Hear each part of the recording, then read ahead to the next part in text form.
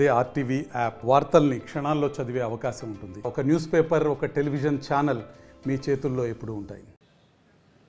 వినాయక చవితి రాష్ట్ర వ్యాప్తంగా కూడా అదేవిధంగా దేశవ్యాప్తంగా కూడా ఘనంగా జరుపుకునే పండుగ. కానీ ఇప్పుడు విజయవాడ పరిస్థితి అందుకు భిన్నంగా ఉంది. గత కొద్ది రోజులుగా కృష్ణమ్మ ఉధృతికి కూడా ప్రజా జీవనం కకావికలమైన పరిస్థితుల్లో ఇక్కడ పండగ ఏ విధంగా జరగబోతుంది. ఇప్పటికే వినాయక ప్రతిమలు తయారు చేసినటువంటి వ్యాపారస్తులు లబ్బోదీపమంటున్న పరిస్థితి. ఎందుకంటే ఇటువంటి పరిస్థితుల్లో పండగ ఏ విధంగా జరగబోతుంది, తయారు చేసిన విగ్రహాల పరిస్థితి ఏమిటి, పెట్టిన పెట్టుబడి పరిస్థితి ఏమిటి అనేది పరిస్థితులు అయితే వాళ్ళు వ్యాపారస్తులు అదేవిధంగా తయారీదారులు అయితే ఉన్నారు. ఇప్పుడు మనతో పాటు ఉన్నారు విజయవాడకు సంబంధించి వినాయక ప్రతిమల తయారీదారుడు. వారు మాట్లాడి తెలుసుకుందాం అసలు ఈ సంవత్సరం పండుగ ఎలా ఉండబోతుంది, వారికి కలిగిన బాధ, వారికి కలిగిన నష్టం. సార్ చెప్పండి, వినాయకుడి విగ్రహాలు తయారీ అంటే వినాయక చవితి వచ్చిందంటే మీకు పండగ, మీ పండగ వేరుగా విధంగా ఉంటుంది. కానీ ఈసారి అందుకు భిన్నంగా ఉంది. ఇప్పుడు ఈ వినాయక చవితికి విగ్రహాల తయారీ మీరు చేస్తున్నారు, విగ్రహాల సేల్స్ ఏ విధంగా ఉంది? మీరు అడిగారు కదా ఏ విధంగా ఉందన్నది. ప్రతి సంవత్సరం కంటే మాకు కఠినంగా ఉంది, విపరీతమైన ఇది ఉంది. ఇప్పుడు మామూలుగా మ్యాక్సిమం వస్తే 15 రోజుల ముందే అయిపోతుంటాయి మాకు అసలు విగ్రహాలు అనేది. ఇప్పుడు చూసుకుంటే 40%, 50% కూడా అలా మాకు చేసిన దాంట్లో దగ్గర 35 లక్షలు 40 లక్షల పైన పెట్టుబడి పెట్టాం. మాగానికి వచ్చినప్పుడు 10 లక్షలు 15 లక్షలు వస్తాయి. అవన్నీ ఏం చేయాలన్నది కూడా మాకు అర్థం కాని పరిస్థితిలో ఉన్నాము ఈ ఫ్లడ్ వల్ల. అయితే మొత్తానికి ఇది కొన్ని నెలల ముందు నుంచే ఈ విగ్రహాలు తయారు చేస్తున్న పరిస్థితి. ఈ తయారీకి ఎంతమంది ఇక్కడ శ్రామికులు వర్కర్స్ ఉంటారు, దానికి ఎంత ఖర్చు అవుతుంది, అసలు ఎన్ని విగ్రహాలు తయారు చేశారు ఇక్కడ నుంచి? మేము వచ్చేసి 200 విగ్రహాలు తయారు చేసామండి. మామూలుగా వచ్చేసి 3 నెలల ముందు నుంచి స్టార్ట్ చేస్తాం. మా దగ్గర వర్కర్స్ వచ్చేసి 15 నుంచి 18 మంది ఉన్నారు. ఢిల్లీ నుంచి తీసుకొస్తాం, ఢిల్లీ నుంచి తీసుకొచ్చి ఇక్కడ పెట్టి చేపిస్తాం.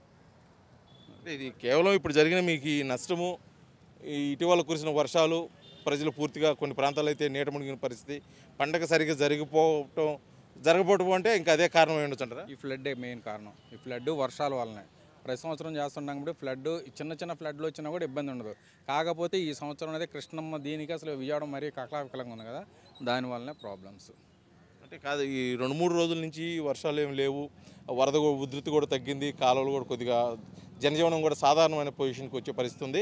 ఇటువంటి పరిస్థితుల్లో ఏమైనా మళ్ళీ పుంజుకొని రేపే పండగ కాబట్టి ఏమన్నా అనేది స్తంభించిపోయింది కదండి. రావడానికి కూడా వాళ్ళు అనేకమైన ఇబ్బందుల్లో ఉండి రావడానికి వాళ్ళు వచ్చే పరిస్థితుల్లో లేరు కదా కొన్ని ఏరియాలు. ఇప్పుడు మనకు వచ్చేసి విజయవాడ చుట్టుపక్కల అంటే ఇప్పుడు దగ్గరగా 7-8 డివిజన్లు ఇదైపోయి ఉన్నాయి. 7-8 డివిజన్లు అంటే ఎంత బొమ్మ అయిపోతుంది. దానివల్ల కూడా చాలా ఇదిగా దారుణంగా ఉంది, బొమ్మల అమ్మకానికి కూడా దారుణంగా ఉంది. అంటే ఇక్కడ మీకే ఎలాగుందా విజయవాడలో తయారీదారులు మొత్తం? నేను నున్న వెళ్ళానండి నిన్న, మా వాళ్ళు ఉంటే నున్నలో ఇంకా ఫ్లడ్ ఆగల. నున్న బొమ్మల దగ్గర కూడా ఇంకా ఫ్లడ్ నడుస్తుంది. అక్కడ దారుణంగా ఉంది. కొన్ని అయితే ఫ్లడ్లో బొమ్మలు మునిగిపోయి ఉన్నాయి అక్కడైతే. అలా ఉంది పరిస్థితి. అయితే ఈసారి తెలుగు రాష్ట్రాల్లో అందరికీ వినాయక చవితి కానీ మీకైతే కాదంటారు? అందులో అనుమానం ఏముందండి.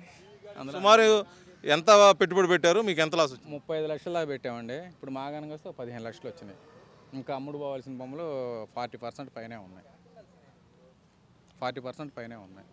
అది అవి ఇవాళ అవుతాయా ఈ రోజు అయితే అయినట్టు, ఈ రోజు సాయంత్రం 4-5 లోపల అయితే అయినట్టు, అవ్వలేదనుకోండి అవన్నీ మొత్తం పక్కన పెట్టేసుకోవడం మళ్ళీ. అంటే ఇది ఇప్పుడు తయారు చేసే ఈ విగ్రహాలు ఇప్పుడు సేల్ కాకపోతే మళ్ళీ నెక్స్ట్ ఇయర్కి ఉపయోగపడవండి. అన్నీ వర్షాల్లో పడి ఇదైపోయి అవి కొట్టి పగిలిపోతాయండి, ఆగం అవుతాయి. అవు ఏదన్నా 1-2 ఏమన్నా మంచిగా ఉంటే చేయడానికి కుదిరితే చేస్తాను చెప్తా, లేదంటే వాటిని మొత్తాన్ని గ్రౌండ్ చేసేసి మళ్ళీ కొత్తగా చేసుకోవటమే. ఒక చిన్న విగ్రహం దగ్గర నుంచి తక్కువ దగ్గర నుంచి ఎక్కువలో ఎక్కువ వరకు ఎంత విగ్రహాలు ఉన్నాయి, దాని రేట్ దగ్గర నుంచి స్టార్ట్ అండి, 25-30 వరకు ఉన్నాయి. అది మేము 200 విగ్రహాలు చేసాం. అది మొత్తానికైతే ఇప్పుడున్న ఈ పరిస్థితి నుంచి మీరు కోలుకునే దానికి వేరే ప్రత్యామ్నాయం లేదంటారా? ఈ సంవత్సరానికి ఇదే లేదండి. ఈ సంవత్సరం కృష్ణమ్మ మీద వదిలేసి ఏదైనా ఇది చేయటం, నెక్స్ట్ ఇయర్ ఏమన్నా చూసుకోవటం. ఇక కాదులేండి, అంటే కొద్ది తెరపించింది కదా, కొద్దిగా ప్రజలు కూడా హుషారుగా ఉన్నారు పండుగ ఎట్టి పరిస్థితులు. ఎందుకంటే ఇది యావత్ దేశం మొత్తం కూడా ఘనంగా జరుపుకునే పండుగ. ఈ ఒక్క రోజులో ఏమన్నా అవకాశాలు, మారే అవకాశాలు ఏమైనా ఆశలు ఉన్నాయి? ఏమన్నా అవుద్దామని ఆశతో చూస్తున్నామండి. అయితే లక్కు కాని పక్షంలో చేయగలిగింది ఏం లేదు. అది అంటే రెండింటికి సిద్ధపడి ఉన్నారు. అంతే, తప్పదు కదండి. వ్యాపారం అనేది లాస్ వచ్చినా లాభం వచ్చినా భరాయించాలి కదా. అది లాస్ వచ్చినా మేమే భరాయించాలి, లాభం వచ్చినా మేమే తీసుకుంటాం కాబట్టి తప్పదే. అంటే ఇటువంటి పరిస్థితులు గతంలో మీరు ఎప్పుడైనా చూసారా? లేదండి, ఇదే ఫస్ట్ టైం.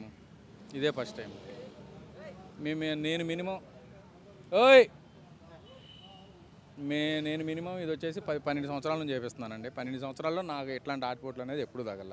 ఏదన్నా 2 విగ్రహాలు, 3 విగ్రహాలు, 5 విగ్రహాలు అనేది మిగలడం అనేది సహజం. అది ఒక్కోసారి అయితే మా దగ్గర అయిపోయి కూడా ఇంకా జనాలకి ఏమైనా చేస్తారా అని అడిగిన రోజులు కూడా ఉన్నాయి.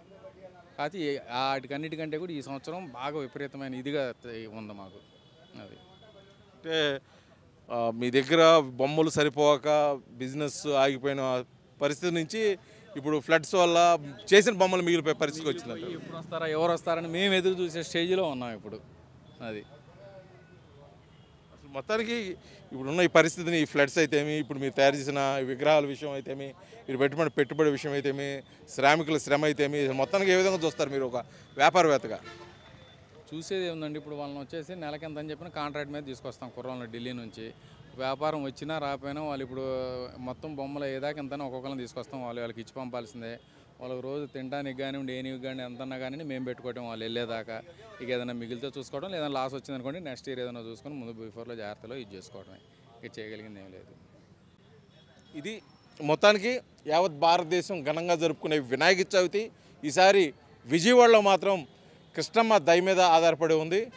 ఇవాళ సాయంత్రం లోపల అవే సేల్స్ని బట్టే మా లాభాలు నష్టాలు ఉంటాయి. కాని పక్షంలో మేమైతే పూర్తిగా నష్టపోయే పరిస్థితి. గత 3 నెలలుగా పడిన శ్రమ అంతా వృధా పోతుందని చెప్పి అయితే తమ ఆవేదన వ్యక్తం చేస్తున్న పరిస్థితి.